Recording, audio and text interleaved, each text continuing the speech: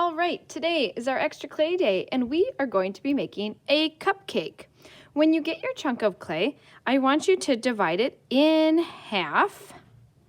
And then with this half, let me make sure I'm on the camera, we are going to be making a pinch pot. So get it into a ball or sphere. Okay, and then when you have it pretty good, remember we're going to put our thumb in the middle and we're cupping it with the other hand. So I'm going to push down with my thumb until I feel like the bottom is about as thick as my finger. And then I'm going to start to pinch and turn the bottom. So I'm working on the bottom. My fingernail of my thumb is touching the bottom part of the clay. Then I'm going to move my thumb out a little bit and I'm going to pinch and turn again. And I'm doing the middle part. Okay. Then I'm going to pull my thumb out a little more because the walls are really thick. Way thicker than my finger. And I'm going to pinch and turn the top of my pinch pot. Okay. Now, once you have your pinch pot done, I'm going to tap the bottom on my table just to make a nice flat surface so that it will stand really nice and not be wobbly. Okay. Then I'm just going to smooth it out real quick. I'm not going to do it super good because I'm on camera and I don't want to take up your time today. So, smooth this out. The clay should be nice and moist, so it will be easy to smooth. Probably won't need any water or anything. If you do, though, go grab some, but I wouldn't get it too soggy, okay? And then try to make this top part, if it looks kind of wobbly like mine does, I'm going to tip it over, and I'm also going to tap that down on the table, and now look it created a really nice flat top, okay? Now if I need to pinch a little more, if my walls got too thick, I can adjust. Now, there will be a popsicle stick. I'll put these at your table. And I want you to push in to your clay and rotate around. And we are going to create the texture of the cupcake tin. You know how the cupcake tins have like ridges in them? Well, this is going to mimic the look of the ridges. And you can do a better job than me. I'm just kind of rushing through this. I wish they were closer together, but for the sake of creating a short video, I'll keep it simple, okay? Your name, I would like to go on the bottom of this, so I'm gonna write Mrs. Constein right there. Okay, so we have one part of our cupcake done. Now, this next ball of clay, because remember we split it in half, we are going to make a coil. So all you do is kind of squeeze the clay.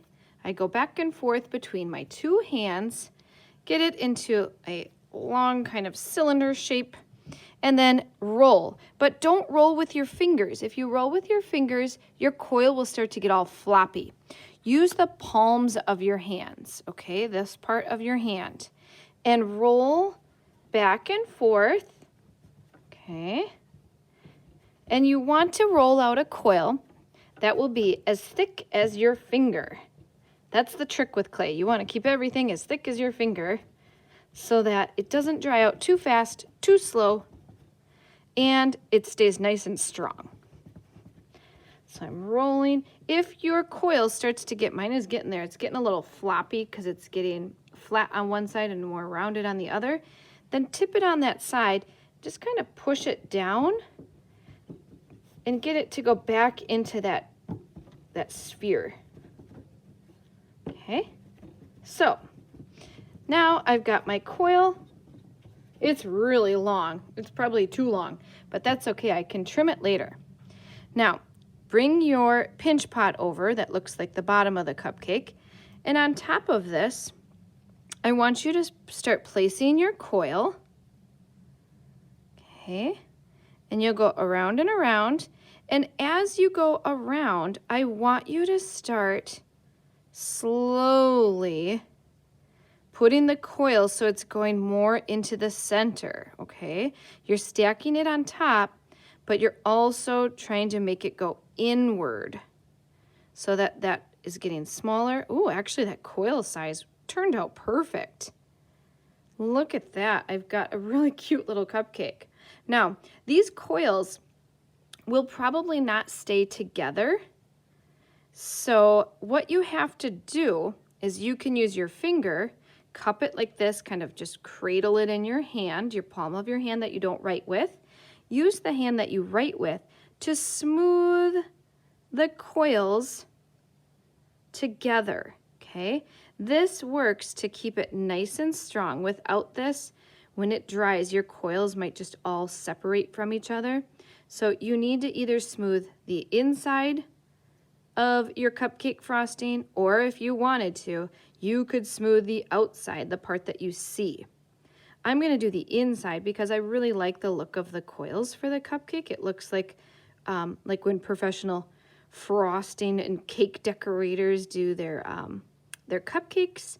And they kind of squeeze it out of their little tool and spiral it around. So I'm gonna keep that look, but you decide how you want to do yours. So I'm shoving some clay up, bringing some clay down, and I'm just trying to get rid of the lines of the coil. If you can't get into that tip, what I'm gonna do is I'm gonna use that popsicle stick that you guys used for the texture, and I'm just gonna smooth out all the way into that tip. And now look at, I hope you can see on camera that it looks nice and smooth, okay? Now, this is going to be the top of our cupcake, so make sure after you've done all this handling of your cupcake frosting that it still fits really nice on the base of your cupcake, okay? It looks like mine fits really nice. Now, just in case these two pieces come apart when I'm firing it in the kiln, and I can't really fire them together unless they have a little gap. So I might actually fire them separate like this. So make sure your name, I'm gonna put my name on the inside of this cupcake frosting. So I'm gonna use that little stick tool again. And now I'm gonna have a bin of clay. If any of you would like to add any extra stuff, like maybe you wanna add a cherry on top, you're welcome to come and get that extra clay. If you wanna make a really thin little coil, and maybe you wanna add sprinkles, you could totally do that.